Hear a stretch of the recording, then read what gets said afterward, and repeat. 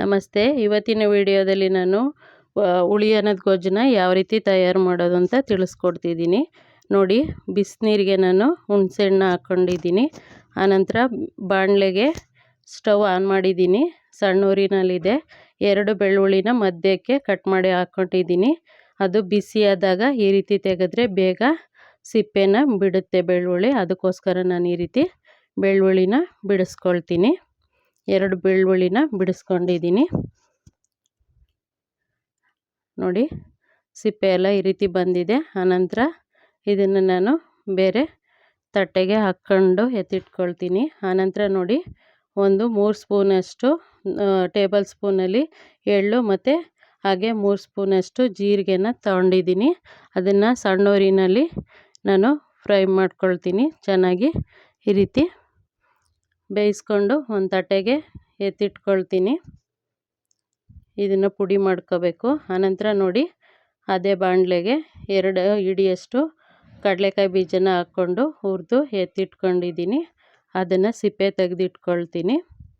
ನೋಡಿ, ಒಂದು 150 ಗ್ರಾಮಷ್ಟು ಎಣ್ಣೆನ ಹಾಕ್ಕೊಟ್ಟಿದ್ದೀನಿ ನಾನು. ಹಾಗೆ ಒಂದು 8 ಒಣಮೆಣ್ಸಿಕಾಯಿನ ನೋಡಿ ಈ ರೀತಿ ಮುರ್ಕೋಬೋದು ಅಥವಾ ಕಟ್ ಮಾಡ್ಕೋಬೋದು. ಈ ರೀತಿ ಮುರಿದು ಇಟ್ಕೊಂಡಿದ್ದೀನಿ ನಾನು. 2 ಬೆಳ್ಳುಳ್ಳಿ ಬಿಡಿಸಿರೋದು. ನೋಡಿ, ಇವಾಗ ಕಾದಿರೋ ಎಣ್ಣೆಗೆ ನಾನು 1 ಸ್ಪೂನಷ್ಟು ಸಾಸಿವೆನ ಹಾಕಿದ್ದೀನಿ. ಹಾಗೆ 2 ಟೇಬಲ್ ಸ್ಪೂನಷ್ಟು ಹೆಸರುಬೇಳೆ ಹಾಕ್ತೆ. ಹಾಗೆ ಉದ್ದಿನಬೇಳೆ ಹಾಕ್ಕೊಳ್ತೀನಿ 2 ಸ್ಪೂನಷ್ಟು. ಆನಂತರ ಕಡಲೆಬೇಳೆನ 2 ಸ್ಪೂನಷ್ಟು ಹಾಕ್ಕೊಳ್ತೀನಿ, ಟೇಬಲ್ ಸ್ಪೂನಷ್ಟು. ನೋಡಿ, ಕಡಲೆಬೇಳೆ 2 ಸ್ಪೂನಷ್ಟು ಹಾಕ್ಕೊಂಡಿದ್ದೀನಿ. ಆನಂತರ ಇದಕ್ಕೆ ನಾನು ಕಟ್ ಮಾಡಿರೋ ಒಂದು ದಪ್ಪ ಈರುಳ್ಳಿನ ಕಟ್ ಮಾಡ್ಕೊಂಡಿದ್ದೀನಿ. ಹಾಗೆ ಕರಿಬೇವು ಸೊಪ್ಪನ್ನ ಇಟ್ಕೊಂಡಿದ್ದೀನಿ 1 ಹಿಡಿಯಷ್ಟು. ನಾವು ಬಿಡಿಸಿದ್ವಲ್ಲ 2 ಬೆಳ್ಳುಳ್ಳಿ ಎಸ್ಳುಗಳನ್ನ ಹಾಕ್ಕೊಳ್ತಿದ್ದೀನಿ. ನೋಡಿ, ಈರುಳ್ಳಿ, ಒಣಮೆಣಸಿನ್ಕಾಯಿ ಹಾಗೆ ಕರಿಬೇವು ಸೊಪ್ಪನ್ನ 3ನೂ ಇದಕ್ಕೇ ಹಾಕ್ಕೊಳ್ತೀನಿ. ಆನಂತರ ಇದಕ್ಕೆ ನಾನು ನೋಡಿ ಸ್ವಲ್ಪ ಫ್ರೈ ಮಾಡ್ಕೊಳ್ತಾ ಇದಕ್ಕೆ ಅರಿಶಿನ ಪುಡಿನ ಸೇರಿಸ್ಕೊಳ್ತೀನಿ. ಅರಿಶಿನ ಪುಡಿ ಹಾಕದೇ ಇರೋದಕ್ಕೆ ಒಂಚೂರು ಸಾಲ್ಟ್ ಹಾಕ್ಕೋಬೇಕು. ಆವಾಗ ಬೇಗ ಈರುಳ್ಳಿ ಫ್ರೈ ಆಗುತ್ತೆ. ನೋಡಿ, 1-2 ಚಿಟಿಕೆಯಷ್ಟು ಹಿಂಗನ್ನ ಹಾಕ್ಕೊಂಡಿದ್ದೀನಿ. ಕಡಲೆಕಾಯಿ ಬೀಜ ಸಿಪ್ಪೆ ತೆಗ್ದಿರೋದನ್ನು ಸೇರಿಸಿದ್ದೀನಿ ಜೊತೆಗೆ. ನೋಡಿ, ಇದು ಚೆನ್ನಾಗಿ ಬೆಂದಾಗ ನಾವು ಹುಣಸೆಹಣ್ಣು ಕಿವುಚಿಟ್ಕೊಂಡಿರೋದನ್ನು ಇದಕ್ಕೆ ಹಾಕ್ಕೊಳ್ತೀನಿ. ನೋಡಿ, ಇದು ಇವಾಗಲೇ ನೀವು ಕಲ್ಲುಪ್ಪು ಹಾಕೋದಾದರೆ ಇವಾಗಲೇ ಹಾಕ್ಕೋಬೇಕು. ಇದು ಹುಣಸೆಹಣ್ಣು ನೀರಿನಂಶ ಎಲ್ಲ ಹೋದ ನಂತರ ಸಾಲ್ಟ್ ಹಾಕಿದ್ರೆ, ಕಲ್ಲದು ಸಾಲ್ಟ್ ಹಾಕಿದ್ರೆ ಅದು ಬೇಗ ಕರಗೋದಿಲ್ಲ. ನಾನಿವಾಗ ಪುಡಿ ಉಪ್ಪನ್ನ ಹಾಕ್ಕೊಳ್ತೀನಿ, ಯಾಕಂದರೆ ಇವಾಗ ನೀರಿನಂಶ ಇಲ್ಲ ಇದರಲ್ಲಿ. ನೋಡಿ, ಇವಾಗ ನಾನು ಇದಕ್ಕೆ ಸಾರಿನ ಪುಡಿನ ಹಾಕ್ಕೊಳ್ತೀನಿ, ಒಂದು 4 ಸ್ಪೂನಷ್ಟು.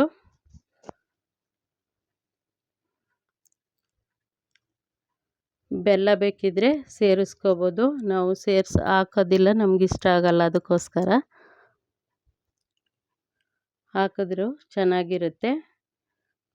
ನೋಡಿ, ನಾನು ಕೊತ್ತಂಬರಿ ಸೊಪ್ಪನ್ನ ಕಟ್ ಮಾಡಿ ಹಾಕ್ಕೊಂಡಿದ್ದೀನಿ, ಒಂದು ಅರ್ಧ ಕಟ್ಟಷ್ಟು. ನೋಡಿ, ಪುಡಿ ಉಪ್ಪನ್ನ ಹಾಕ್ಕೊಳ್ತಿದ್ದೀನಿ.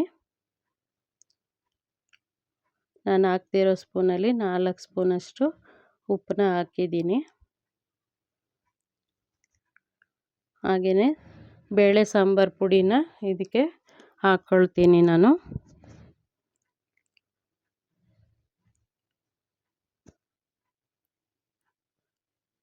ನೋಡಿ, ಒಂದು 3 ಸ್ಪೂನಷ್ಟು ಬೇಳೆ ಸಾಂಬಾರು ಪುಡಿನ ಹಾಕ್ಕೊಳ್ತೀನಿ.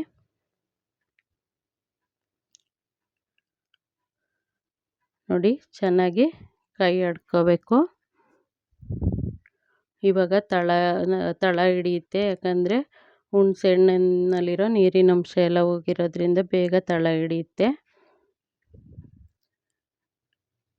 ಕೈ ಆಡ್ತಾ ಇರಬೇಕು. ಲಾಸ್ಟಲ್ಲಿ ನಾವು ಪುಡಿ ಮಾಡಿ ಇಟ್ಕೊಂಡಿರೋ ಎಳ್ಳು ಮತ್ತು ಜೀರಿಗೆ ಪುಡಿನ ಹಾಕ್ಕೋಬೇಕು. ಇದು ಹುಳಿಯನ್ನ ತುಂಬ ಚೆನ್ನಾಗಿರುತ್ತೆ. ಚೆನ್ನಾಗಿ ಈ ಥರ ಲೇಹ ಥರ ಬರೋ ಥರ ಬೇಯಿಸಿಟ್ಕೊಂಡ್ರೆ ತುಂಬ ದಿನವೂ ಸ್ಟೋರ್ ಮಾಡಿ ಇಡ್ಬೋದು. ಹೊರಗಡೆನೇ ಫ್ರಿಜ್ಜಿಂದ ಹೊರಗಡೆನೇ ಇಡ್ಬೋದು. ನೀರಿನ ಅಂಶ ಹೋಗೋವರೆಗೂ ಬೇಯಿಸಿಟ್ಟಿದ್ರೆ ಗೊಜ್ಜು ಹಾಳಾಗೋದಿಲ್ಲ. ಇವಾಗ ನಾನು ಮಾಡಿರೋ ಅಂಥ ಗೊಜ್ಜು ಬಂದು ಒಂದು 3 kg ಅಕ್ಕಿಗೆ ಆಗುತ್ತೆ. ಎಣ್ಣೆ ಬೇಕಿದ್ದರೆ ಇನ್ನೊಂದು ಸ್ವಲ್ಪ ನೀವು ಹಾಕ್ಕೋಬೋದು, ಇವಾಗ್ಲೂ ಹಾಕ್ಕೋಬೋದು. ನೋಡಿ, ಈ ರೀತಿ ಹುಳಿ ಅನ್ನದ ಗೊಜ್ಜು ರೆಡಿ ಆಯಿತು.